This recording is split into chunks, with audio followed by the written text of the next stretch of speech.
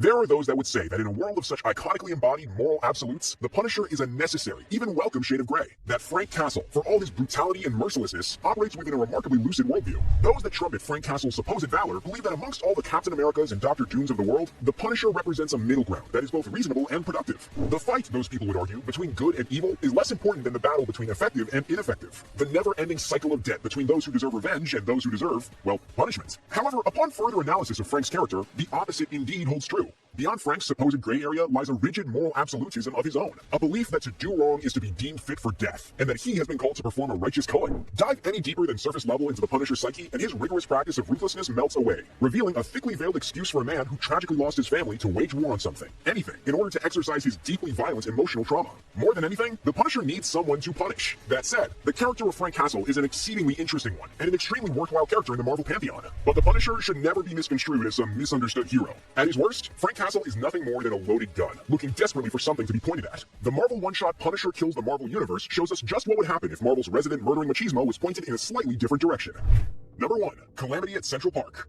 Our story opens with a sadly common scene playing out on the streets of Hell's Kitchen, NYC. A young Matthew Murdock is being tormented and beaten by the neighborhood bullies, unwilling to strike back against the thugs. Their taunts of "Daredevil, Daredevil" ring out amongst the hustle and bustle of the big city. "Get up, Murdock, come on, Daredevil," sings one of the bullies as he winds back to strike his target again, until a calm and intimidating voice softly sounds as the boy's arm is grabbed from behind. "Leave him be," says the young Frank Castle as he steps forward to break up the skirmish. "Why?" the young boy, who would grow up to become Daredevil, asks as his savior helps him up. "I hate bullies," Frank responds. "You don't hit him back, they're just gonna keep hurting you, Matt. Only way to stop them." Skip forward to the present, and the scene at Central Park is one of utter mayhem and destruction. The combined forces of the Avengers and the X-Men desperately defend against the strange and terrifying army of alien invaders, seeking nothing less than utter world domination. It's quite literally another day at the park for the super teams, but as with most super slugouts, the collateral damage is substantial. In fact, the price of the day's victory would be higher than any of the heroes involved could have imagined. Racing towards the park as the battle rages on is Frank Castle, a young city cop of some designation. His partner asks, "Damn it, Castle, what's the matter with you?" They said hold. But Frank replies only, "They said the park. My wife took the kids to the park." When the two men arrive, the scene is one of complete destruction. It seems as though the Brood and the Skrull had intended a joint infiltration, only to be stifled by the Earth's most prominent super squads. But when Frank Castle arrives, he cares not for the triumph of the heroes. He cares only about their failures. Castle arrives just in time to see Daredevil verbally berating Cyclops of the X-Men. "You rip the park apart with lasers and force blasts and God knows what," Daredevil lectures. "And you expect not to hurt any innocents?" Who else but Captain America comes to the mutant leader's defense? "We only learned of the alien force at the last second. We had no time to clear the area." But Daredevil isn't near finished with his witness. "This woman is dead. Her children are dead. But Cyclops quickly offers his own rebuttal, failing to see the distraught man approaching the scene of the slain family. "It was unavoidable in a crossfire like that," Cyclops starts. Then, were they, or, I'm sorry, we didn't know they were there." The leader of the X-Men offers Frank meekly. Unsurprisingly, the apology isn't nearly enough to sate the white-hot rage bubbling up inside of Castle's chest. "You're sorry?" he scoffs before he wordlessly whips out his pistol and puts 2 bullets directly into Cyclops' skull. As quickly as he dispatched their leader, Frank whips around at the rest of the X-Men and lets rip a series of shots that take out the Avenger Hawkeye and the mutant hero Jubilee in quick succession. The quickest to act, long-standing berserker of the X-Men Wolverine lunges at Castle with hate in his eyes and dispatches the man, brutally scarring Frank's face in the process. "Let me go! He killed her! He killed them all! He killed them all!" screams Logan as Colossus desperately holds his teammate back from killing the man. At that, Frank is taken away by the authorities to stand trial for his extremely public triple homicide. The trial is brief, and even though Frank Castle is represented by none other than the genius legal mind of Matthew Murdock, he is sentenced to life imprisonment for his murder of several high-profile heroes. But while on his way to his cell in a thrown-out key, Frank's prison transport is intercepted by one Kesselring, who reveals himself to be an outcast billionaire who was horribly scarred when, as he explains, Dr. Doom threw the Human Torch at my car. Kesselring introduces Mr. Castle to an entire underground society of wealthy, like-minded individuals whose lives have been destroyed by superhuman activity. Sometimes they got a mumbled, insincere apology, sometimes not, Kesselring explained. Nobody really cared. When Frank asks what on earth the society wants with a Vietnam veteran disgraced in the public eye, Kesselring puts it as simply as he can. "We want you to punish them," he explains, a glint of excitement ringing for the first time in his voice. "We want them all, the heroes and the villains, the mutants and the monsters, anything that calls itself superhuman. We want you to kill them all." Kesselring promises to fully fund the endeavor. Supplies, data, equipment, he offers it all to help Castle succeed in his newfound mission. Frank, still sore with grief and rage, accepts. But before we see who's next on Frank Castle's terrifying hit list, be sure to subscribe to the channel with notifications on to never miss an upload, and smash that like button for some plot armor today. And buckle up, folks, the worst is yet to come. Number 2, it's punishing time. Deep in the sewers of New York City, Spider-Man is locked in combat against one of his fiercest and slimiest foes, Venom. However, as the two web-slingers dodge and twist around one another, Peter Parker begins to feel something creep into the back of his mind. "Hold it!" he yells, even as Venom's claws near his masked face. Spidey senses tingling, something behind me! Suddenly, barbed tasers from all directions fire out at the two combatants, finding purchase both in Spidey's skin and Venom's, goop. These little wires won't stop us, Venom roars, expecting another trick from his old foe. But this is a trap set by a different predator entirely. Suddenly, enough electricity to down a rhinoceros charges through the wires into both Spidey and Venom. When the electrocution ceases, they both lie in the dirty sewer water, barely alive. When the Punisher walks out of the shadows, he unceremoniously executes the mumbling Eddie Brock, before turning to look the wounded Spider-Man directly in the eyes. Stop! Who? Spidey manages. A hardened, chalky voice returns an answer. The Punisher. Punish? What for? Why us? Peter asks, confused and terrified as the barrel of Frank's gun lowers to meet his eyeline. Why me? Frank pulls the trigger without question or hesitation. Because somebody had to be first, the Punisher says solemnly as he turns away from his victims. Next, Frank regroups with his right-hand man, Micro, and the two prepare to take down their next, much more high-octane target. The Hulk rampages through Midtown Manhattan, with all authorities on site helpless to fight back against his raging might. Frank takes a much more careful approach, however, firing a single tracking dart into the Hulk's midsection, hiding the impact amongst the flurry of gunfire and screams that echo out from the scene. And now to wait for Hyde to revert to Jekyll, the Punisher thinks to himself. And sure enough, that night, Frank follows the ping from his tracking dart to an abandoned alleyway, where, sleeping soundly, a destitute Dr. Bruce Banner barely manages to lift his eyelids before Frank puts a bullet in his skull as well. From there, Castle ramps up his war on the world. After the Hulk, Frank sets his eyes on the infamous Kingpin of New York. After letting Micro cripple his operations from inside, Frank goes in, guns literally blazing. He finds the Kingpin in his ivory tower, ready as ever to smash some heads. I took your threat to be exclusively against the superpowered community, Castle. The Kingpin seethes as the two men clash against one another, the Kingpin's overwhelming might making it supremely hard for Frank to get any clean shots off. I applauded you. I acquired a stockpile of weapons specifically to counter their power for your use. The King of Crime continues to berate Castle as Frank pulls two pistols from behind his back. I have assisted you with the full weight of my empire. The empire which your internet savages have dismantled over the last 3 days. Kingpin towers over Frank as he makes his final threat. You've taken everything from me. Now it's my turn. But just as Kingpin settles in to finish the job, Frank's two hidden sidearms whip around and begin laying into his target. Even so, Kingpin refuses to fall, stumbling closer and closer to the Punisher, yelling, "Dead man! Dead man!" Until finally, at the last possible second, Castle manages to nestle a gun to the Kingpin's neck and pulls the trigger. Of course, far from the sewers or the back alleys, this hit took place right in the public square. Frank was once again incarcerated for his killing spree, and once again represented by one Matthew Murdock, who advises Castle, "It won't bring your family back. It won't do any good at all. You've got to stop before this hatred of yours consumes you." Number 3. No turning back. The Punisher doesn't spend long in prison, however, as his kindly benefactor Kesselring quickly moves to break his favorite hitman out of his cell. "You've only hit a few of your targets," Kesselring warily confronts Frank. But cool as a murderous cucumber, Castle responds in kind.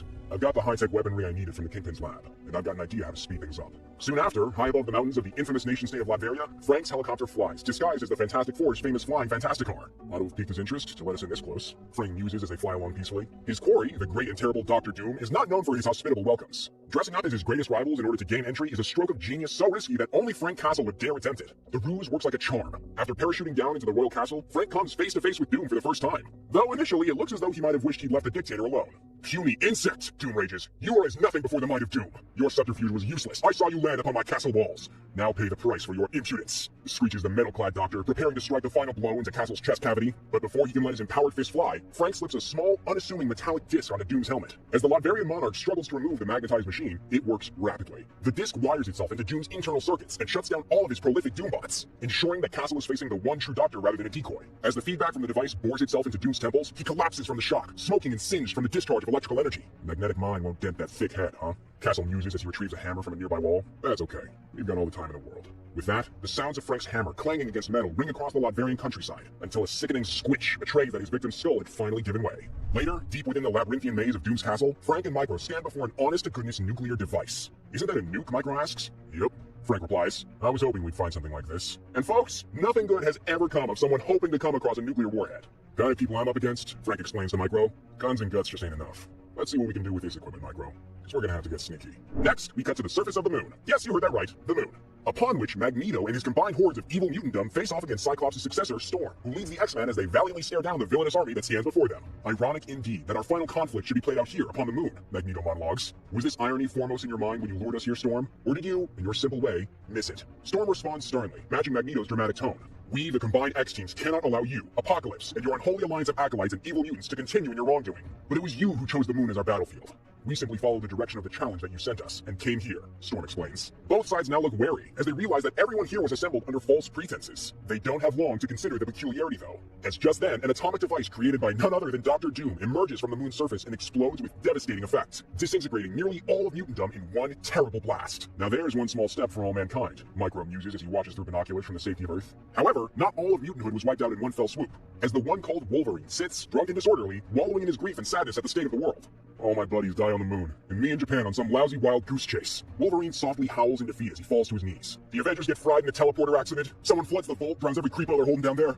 I mean, I even heard they found Mr. Fantastic dead in a dumpster. But as Wolverine wails, a shadowy figure emerges from the street behind him, with a familiar-looking scar across his cheeks. I'm the one sent you chasing shadows in Japan while I did your buddies. But Frank mocks as he steps into the light. Been saving you for a special occasion. Remember me? With this, Wolverine is sent into a deeper rage than he'd ever entered before. You dirty murdering piece of... He growls as he pops his famous claws. But the Punisher is ready for Logan, driving a punch directly into his neck. Wolverine stumbles, but quickly finds his footing as he slices Frank across the chest. Castle falls, but manages to kick Wolverine up and over him, sending the frothing X-Man into a nearby power plant. Psycho creep! Logan yells at Castle. You killed my friends! Killed my friends! Before unleashing his claws directly into the palm of Frank's hand. Wounded but still fighting, Frank struggles against Wolverine, softly saying, They killed my family.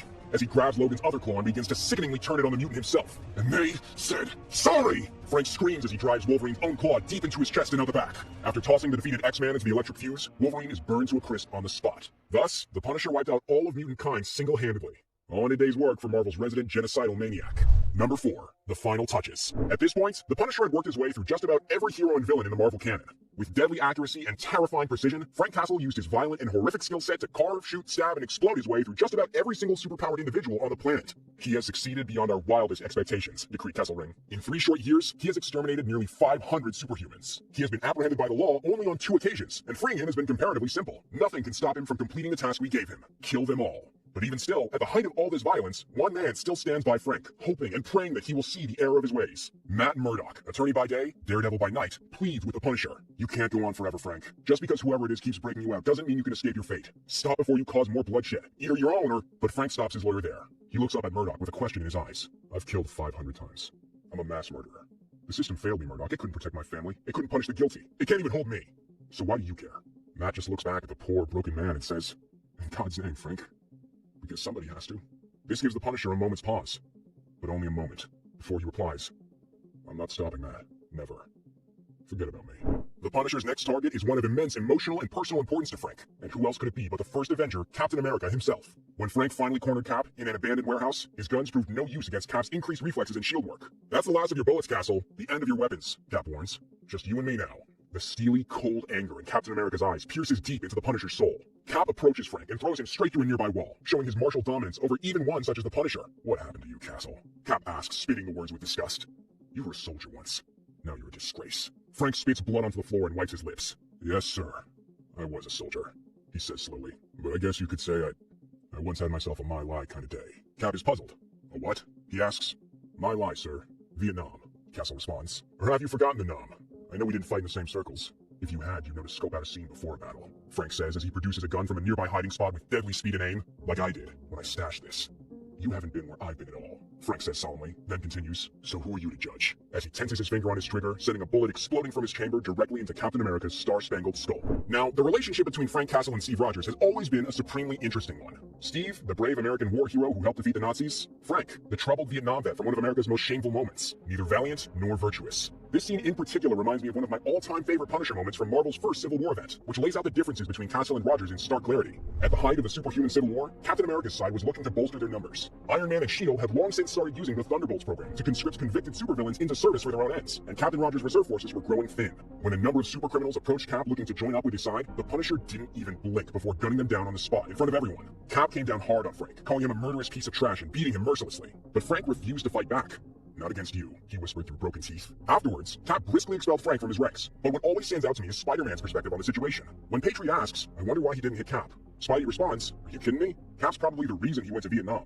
Same guy, different war. That one sentiment really sums up the relationship between Frank and Steve, and it makes their climactic final encounter during Punisher Kills the Marvel Universe all the more impactful. But as emotionally turbulent as Frank's final face-off against Cap was, nothing compared to his final 3 victims, each of which has their own lesson to teach the Punisher, lessons that would eventually end in tragedy. Frank begins his farewell tour at the home of his illustrious financial backer, Kesselring. The men and women who hired Frank raise a glass in his honor and toast to his name, but the glory they pay to the Punisher backfires, as Frank walks out of the festivities, cautioning, what I do is nothing to celebrate, and just do it. There's only one target left, Daredevil.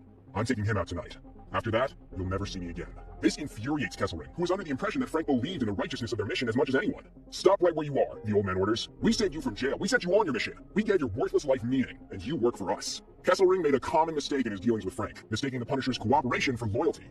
I do what I do for me, Kesselring, Frank tells the man. After tonight, I'm through. Inevitably, this upsets Kesselring beyond recognition. The old man berates Frank for his lack of conviction, asserting that not only will Frank still work for him after Daredevil's death, but that the Punisher will be expected to murder every single new superhuman born into the world. Go to hell, Frank tells the crazy old millionaire. Stop, Kesselring shouts as Frank turns his back. You belong to us. I won't let you walk out of here like this. I mean it. This is the final straw. Frank's heavily trained arm moves faster than Kesselring can even pull his trigger, lifting his firearm from his holster and putting 2 slugs into the old man's chest. Silence falls over the room until Frank breaks the tension. If I ever hear from any of you again, he promises, I'll come back and kill you all. And with that, the Punisher leaves his sick, twisted sponsors to their drinks. Finally, Frank stalks the rooftops of Hell's Kitchen, looking for the last target on his list. But this hit is different. Frank knows that Daredevil could be his most difficult mark yet. Proving the point, Daredevil actually manages to sneak up on Frank, rather than the other way around. An impressive feat in its own right. Welcome home, Frank. Daredevil's calm, even voice sounds from behind the Punisher. Back where it all began. Not for me, Frank tells his target. It began for me way uptown in the park, 5 years ago. Hell's Kitchen means nothing to me now. But Daredevil sees through the pain and misery Frank wears like a shield. You're wrong, Frank, the masked Matthew Murdock says. Maybe you've just forgotten. But this is where it began.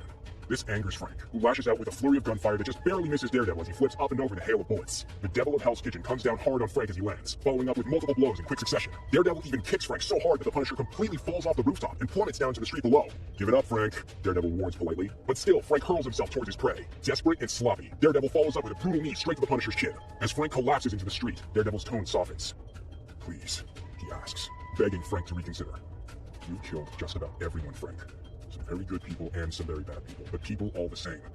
And you murdered them all. But even here, at the end, Frank remains too staunchly dyed in his own colors to back out now. I killed a bunch of arrogant scum, he spits.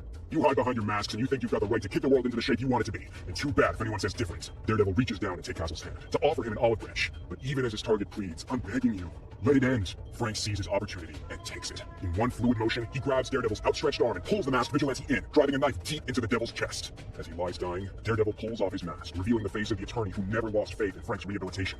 Matt! Castle yells at the realization. Murdock lays on the street, his eyes shut as his body begins to shut down. There's always someone under the mask, Frank. Matt manages to say with his dying breath, but you kill us all.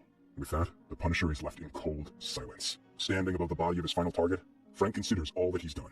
Looking down at Matt's dead body, he finally says, No, Matt, as he pulls the barrel of his gun up to his own chin, there's one more to go. Frank says before pulling the trigger. A tragic but fitting final punishment for one whose crimes outnumbered any other. Thank you so much for watching the video. Do you have any favorite Punisher moments? Share them with us in the comments. Until next time, on behalf of all of us here at Plot Armor Comics, have a great day.